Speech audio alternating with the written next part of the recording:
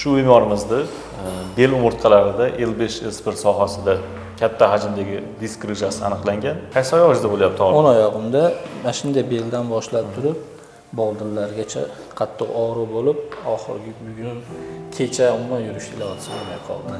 Kuchayib qolganiga qancha bo'ldi? Og'riq 3 kun. 3 kun bo'ldi. Qancha masofaga yura olyapsiz?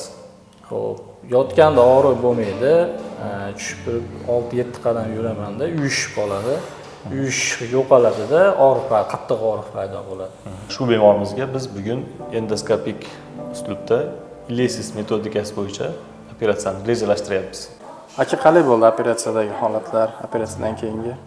Operatsiyagacha intervyu berdik.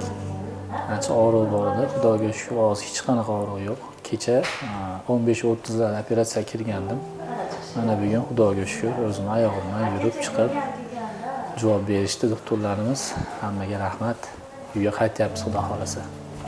O'zingizga o'xshab shunaqa og'riq davosida yurgan bemorlarga nima maslahat bergan bo'lardingiz? Uzoq vaqtlar qiynalib, diqqat bo'lib, og'rib, azoblanib yurgandan kelib 2 soatda xalos bo'lishini tavsiya qilardim. Mana qutuldik xudo xolasa. Endoskopik yo'li bilan operatsiya bo'ldik. Xudoga shukr, yaxshi zo'r. Ko'ngildagidek bo'ldimi? Ko'ngildagidek hammasi yaxshi zo'r, xudoga shukr.